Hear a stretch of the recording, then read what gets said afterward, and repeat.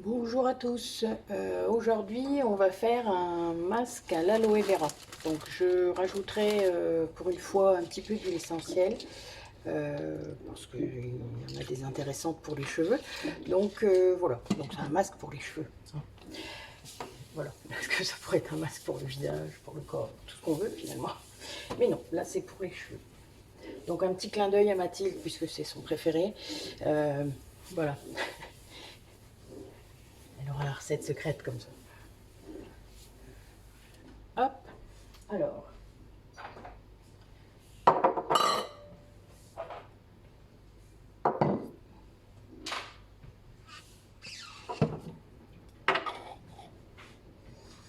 Donc, ce dont on va avoir besoin cette fois-ci. Alors, vous voyez, il n'y a pas besoin de grand-chose. On ne fait rien chauffer. C'est juste du mélange.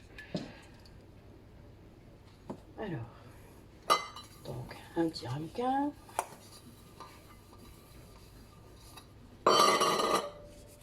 Une spatule.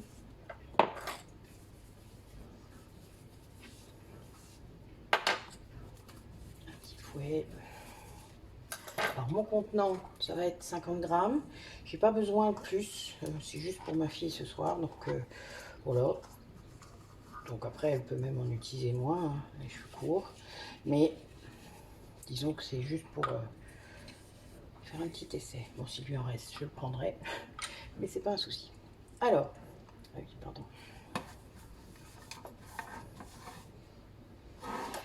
Donc, notre masque à l'aloe vera, comme son nom l'indique, est fait à base d'aloe vera.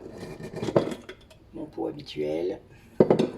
Et d'huile de ricin. Alors, moi, d'habitude, je l'achète en 1 litre hein, chez Naissance. Mais là, il m'en restait, on m'en a offert. Donc, voilà, j'utilise celle qui me reste pour la finir, voilà, justement. Puis récupérer le contenant. Donc, d'habitude, je fais, sur toutes les recettes que vous allez trouver moitié huile de ricin, moitié aloe vera. Bon, j'ai testé, je trouve que c'est très très gras, l'huile de ricin, regardez, c'est très très... voilà, c'est très dense, très... Voilà, c'est une huile très lourde et qui est très difficile à rincer.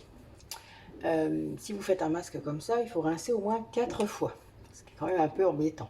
Mais ça fait les cheveux tellement beaux et tellement...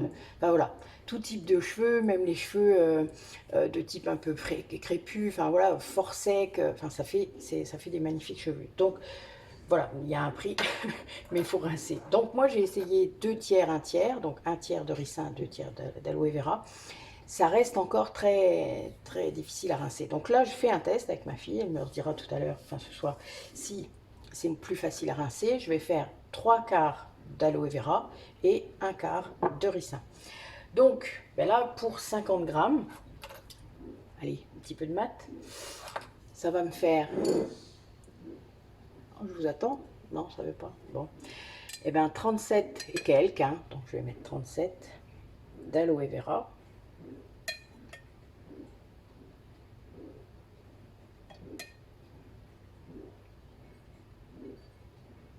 Voilà, j'ai mis 38. Vous voyez, c'est pas grave, grave.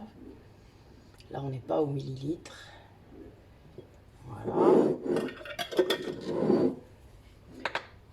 Et 12 de ricin. Donc là, je vais aller jusqu'à 50. Donc vous voyez, je ne sais pas si vous voyez comment ça coule, mais c'est...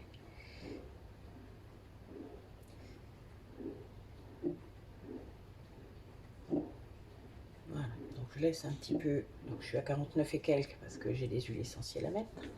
Alors, là pour cette fois, j'ai décidé de mettre de l'huile essentielle d'ylang-ylang.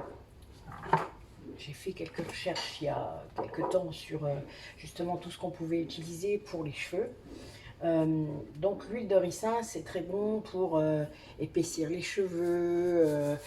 C'est un conditionneur naturel, ce qui veut dire que vous allez avoir la fibre qui va être toute douce. Enfin, vous voyez, il n'y a pas besoin de démêlants, de choses comme ça. Vous n'êtes plus embêté avec les nœuds. Enfin, vous voyez, voilà, c'est ça. Ça stimule la pousse aussi.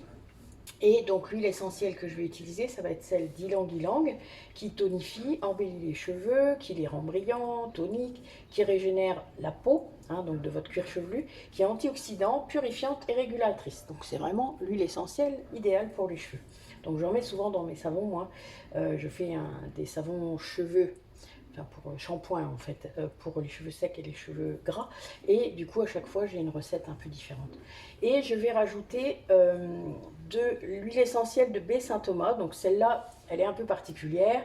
Je ne l'utilise que pour ça d'ailleurs. Ça limite les pellicules, ça soulage les démangeaisons, ça aide à la repousse du cheveu et c'est un fortifiant pour le cheveu. Donc vous voyez, c'est vraiment nickel. Donc utiliser un masque pour ça, c'est bien parce que en plus elles sont pas, il n'y a pas, enfin ma fille a 14 ans, donc plus de 6 ans, les enfants, hein, pas de femme enceinte, pas de femme allaitante. Enfin voilà, tout ça, vous faites attention, pas enceinte de moins, enfin voilà, pas enceinte quoi. Point barre, cherchez pas. Il y a certaines huiles essentielles où c'est moins de 3 mois, mais là, ça sera pas enceinte, pas allaitante. On va éviter également les personnes qui auraient eu un cancer hormonodépendant, donc utérus, ovaire, col, enfin voilà, même les hommes, hein, donc prostate, etc. On va éviter ça pour ne pas, parce que certaines huiles essentielles sont vraiment très compliquées avec les hormones. Donc, je ne rentre pas dans les détails, c'est pas le sujet pour l'instant. Mais bon voilà, donc on va mettre ça. Donc je vais en mettre à peu près 10 gouttes de chaque. Alors, il faut savoir que pour faire 1 millilitre, il faut 35 gouttes, 40 gouttes à peu près. Hein, ça dépend de l'huile essentielle, mais on est vraiment là-dedans.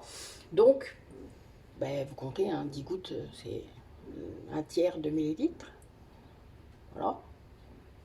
C'est vous qui voyez. On est vraiment loin du 4, 5, 6, 7, 8, 9, 10. Et la baie Saint-Thomas, pareil, je mets 10 gouttes aussi. Voilà.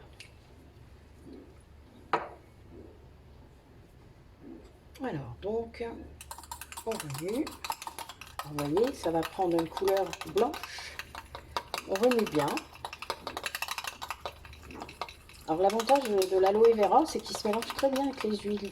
Et donc, ce n'est pas fissible. Vous savez, c'est quand c'est une émulsion, mais qui tient. Contrairement à parfois, si vous mettez un hydrolat, hein, donc moi je fais une crème comme ça, je vous mettrai la recette, l'un de ces quatre. Une crème pour les mains, pour le corps.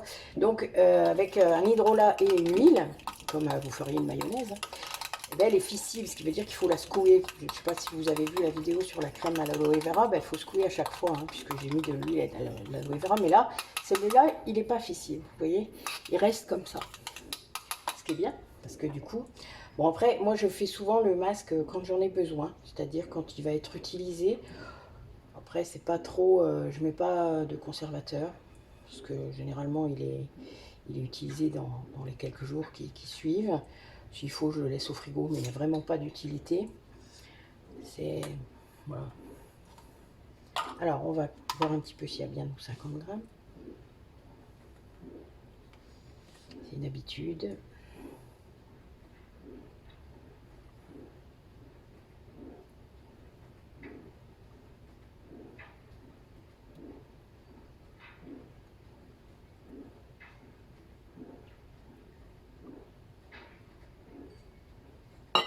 Voilà. Il y a bien nos 50 grammes. Pile poil. Voilà, voilà. Donc, ben, qu'est-ce qui manque? L'étiquette. Voilà. Donc, une petite étiquette. Alors, masque. Aloe vera. Et bon, ben, je mets quand même une date. Hein. Donc, je mets 3 mois, c'est plus simple. Mais il sera mangé de toute manière bientôt. Nous sommes le 1er septembre, donc ce qui nous fait 1er décembre. Voilà. Et ça, on peut le garder hors du frigo, il n'y a aucun souci dans vos affaires à la salle de bain. Bon, peut-être pas dans le truc de douche, mais bon, voilà. Vous pouvez le mettre avec vos autres masques, hein, etc. Donc voilà, terminé. Bah écoutez, merci à vous et puis bonne journée.